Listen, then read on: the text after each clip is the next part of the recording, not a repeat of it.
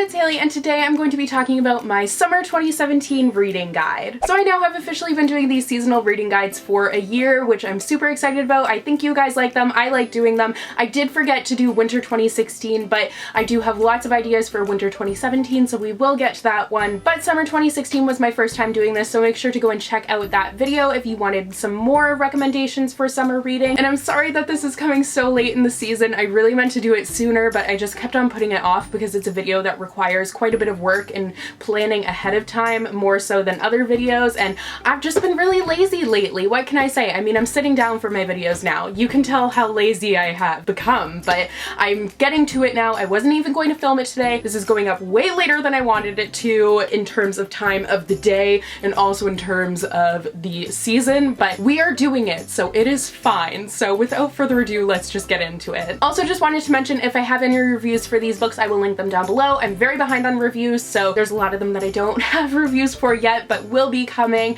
And also, what I like to read in the summertime is contemporaries, romances, stuff like that, but I did throw in a couple of historical fictions that are a little bit more fun. I like reading fun, light, and easy reads during the summertime just because, I don't know, it just feels like it's perfect for summer. Like, summer is all about relaxation, so I think that those reads are perfect for it. So just to mix things up, I threw in a couple of really fun and funny historical fictions. So now let's actually get to the books. So actually just start off with the historical fiction. So first up is My Lady Jane by the Lady Janies, or Cynthia Hand, Brody Ashton, and Jodi Meadows. This is such a fun and just unique historical fiction read. It's all about Queen Lady Jane Grey, who was the 9-day queen. So she was queen for 9 days before she was beheaded, and this is just honestly the most fun I've ever had reading a historical fiction. It stays to history, and then they're like, okay, we're just gonna turn history on its head, and like they literally say that. So it has a lovely intrusive narrative style, and the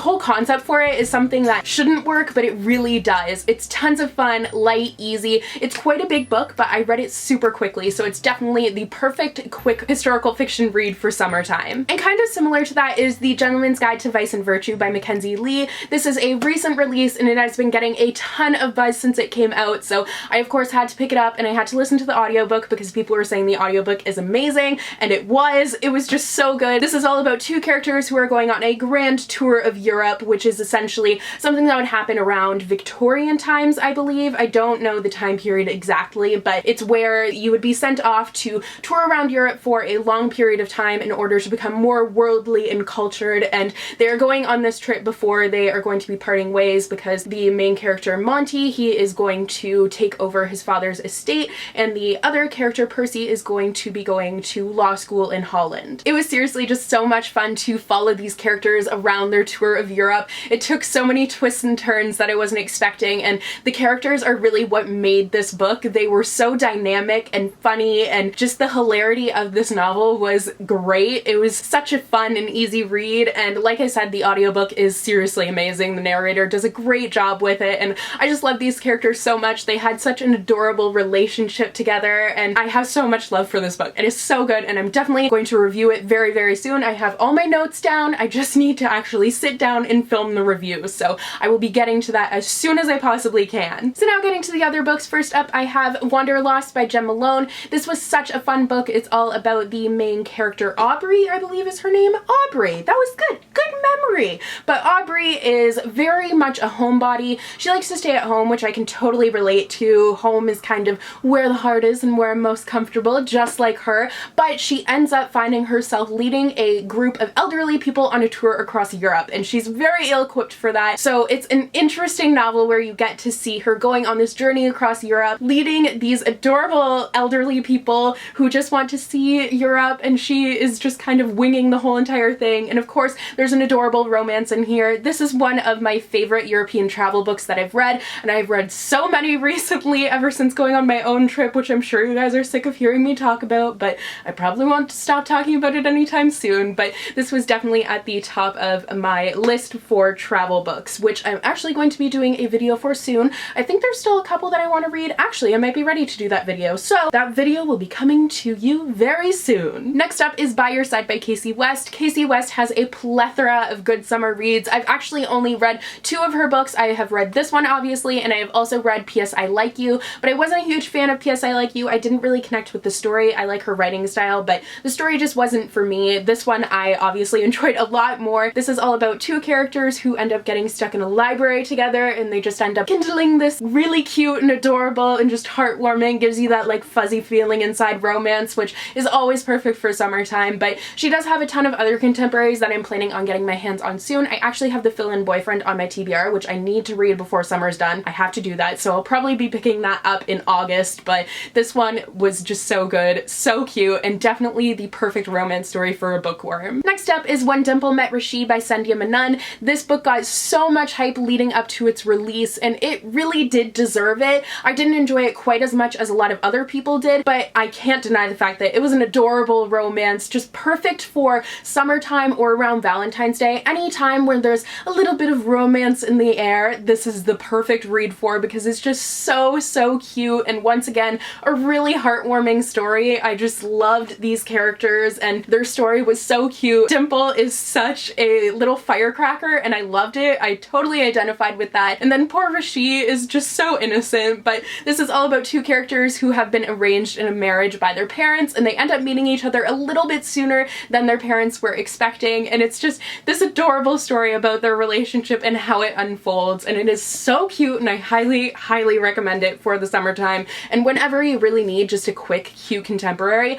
this one is awesome. Next up is the To All the Boys I've Loved Before trilogy by Jenny Han, which is actually, To All the Boys I've Loved Before is becoming a movie, which looks so amazing. The casting honestly looks perfect to me, because the girl who they cast as the main character kind of looks similar to the girl on the cover. I do wish it was the girl on the cover, but I'm still happy with the casting choices. If you guys wanted to check that out, just Google it and you'll see all the stuff for the movie. BuzzFeed did an article on it. They're already filming it. Like, I'm so excited about it. I think it's going to be adorable. But the final book in this trilogy, so we have To All the Boys I've Loved Before, book 1, P.S. I Still Like You, book number 2, and then the final book, Always and Forever, Lara Jean, came out this past May, and I read it in June, and I loved it. Honestly, this book was my favorite of the whole trilogy, and it really just made the trilogy for me. Individually, the books are like 4 stars, but the trilogy as a whole veers more toward 5 stars, because you get to see the character arcs, and the last book just perfectly bookends the series. It's so good.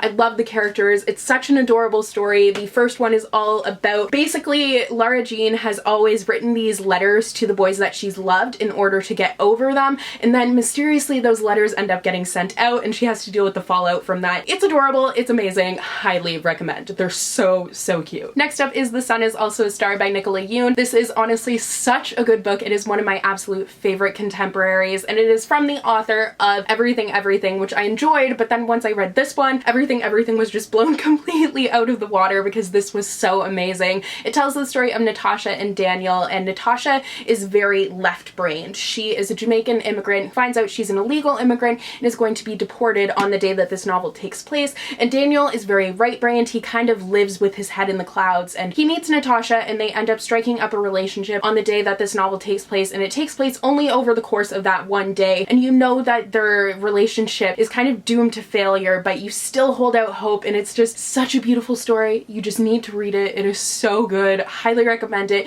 Very diverse cast of characters, and it's just, well, very diverse 2 main characters, but it is just absolutely amazing. You just need to pick it up now. Next up is The Upside of Unrequited by Becky Albertalli. Another one of my favorite contemporaries, and definitely one of my favorite books, if not my favorite book that I've read so far this year. I just related to this book so intensely. Molly was a character that I felt like I could really identify with, and the writing style really helped with that relatability. Molly, basically, she has had a ton of crushes, but she never acts on them because she's always afraid. A book just fell. It's fine. She's always afraid of what's going to happen, so she kind of holds herself back. And her twin sister is very opposite from her. She's very outgoing, so she just tells her to go for it. And this is just her story of kind of overcoming her own fears and really putting herself out there for the first time. It is beautiful, amazing, highly diverse cast of characters, which is awesome, just like The Sun Is Also a Star, so that's great. And also her other book, which is the one that fell, let me get that, Simon versus the Homo Sapiens Agenda, which is also becoming a movie. This one is so good too. It's just so cute. I loved the romance in here. It's adorable, and just her books are amazing. So they are perfect for summer, and they're super quick reads, so you can't beat that. And the final book on this list is I See London, I See France by Sarah Mlynowski. I'm probably saying that wrong, but we're just gonna go with it. But this was such a cute, fun, once again, European travel novel. It's all about these two friends who go on a backpacking trip. They have been lifelong friends and they head on this backpacking trip all across Europe. I think what really made this one for me is the nostalgia, because